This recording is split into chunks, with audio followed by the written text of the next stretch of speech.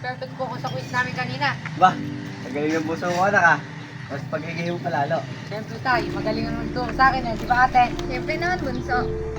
Sikain na kayo. Puro kayo kalokohan. Alin mo sa Mang Domeng! Alin mo sa Mang Domeng! O ba't parang hingal na hingal ka? Uminom ka na muna. Narinig ko sa bayan darating si Don Ramon. Dala na raw yung titulo ng lupa. Pinapalayo sa tayo. Ano? Anong karapatan nilang palayasin tayo sa lupang yan? Yung lupang yan, pinaghirapan natin. 3 dekada na ako nagtatrabaho sa lupang yan. Talaga ba titigil yung taong yan? Domeng, paano kung totoo ang titulong hawak nila? Wala tayong laban kung sakali. Ano? Basta lang natin bibitawan ang lupain nito. Lucy, ito ang bubuhay sa ating lahat dito. Tama Itay, hindi dapat manaigang taong tulad niya. Hindi tayo dapat matakot. Ay, tay, alis muna po ako. Ingat.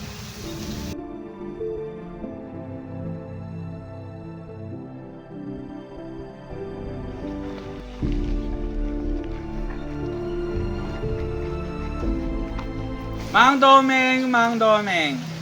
Mukhang nabalitaan nyo na nandito ako. At magtipon-tipon pa kayo ngayon dito. Ngayon na nandito na ako, kukunin ko na ang lupa ko. Hindi nyo pwedeng kunin ang lupang ito. Sa lupang ito, dito na kami lumaki. Simula pagkabata, kami ang bumubungkal ng lupang ito.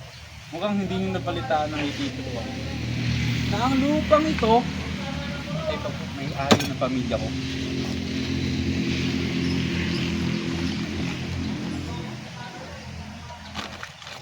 Hindi totoo ang titulo nyo. Domeng, mag-isip ka. Hindi natin kaya ang pera sa pangyarihan niya. Don Ramon, wala kang puso. Ang taong katulad mo ang dahilan kung bakit naghihirap ang mga tao. Hindi namin kasalanan kung bakit kayo naghihirap. Dahil kinukuha lang namin ang pagmamayari namin. Bata, hindi ito personal. Ito ay negosyo. Bibigyan ko kayo ng 1 linggo para umalis sa lupang ito. Kung hindi, dadating ang mga pulis at papalayasin kayo lahat. Hindi mo kami pwedeng palayasin dahil amin ang lupang ito. Mang Domeng, magkasubukan tayo. Tara na. Kasama, sa linggo, hindi tayo aalis sa lupang to. Lalaban tayo. Hindi natin ibibigay ang lupa natin. Atin yun. Hihingi tayo ng tulong kay Kapitana. Tama. Ang daming, andito pala kayo. Sakto, Kapitana. Andito ka na. Pala. Narinig ko nga yung pinag-usapan yung hapon. Anong balak mong gawin? Hindi kami aalis sa lupa namin. Ipaglalaban namin yun. Dugo at pawis ng puhunan namin doon.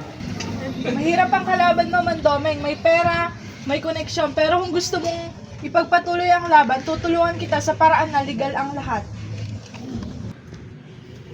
Tama si Kapitana, hindi tayo pwedeng sumuko.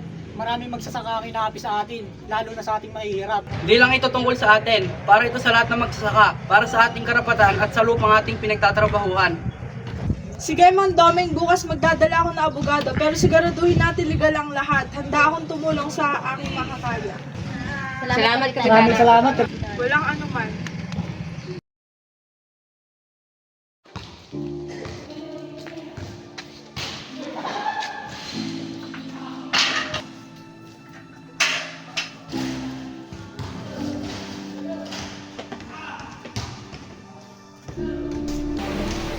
Lalaban tayo. Tama.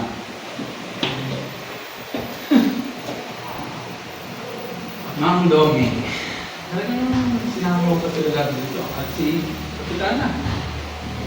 Mukhang nalaban talaga kayo sa akin. Ramon, ang hustisya, hindi lang para sa mayaman.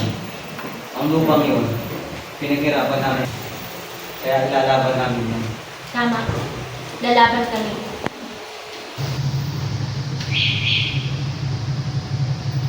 Kung gano'n, Mang Domeng, kung lalaban talaga kayo, good luck na lang.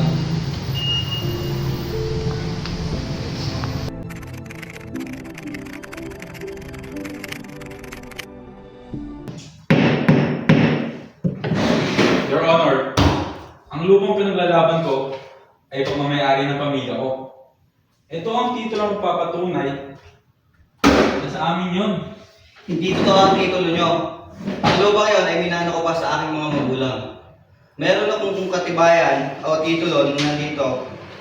Mas tunay ito.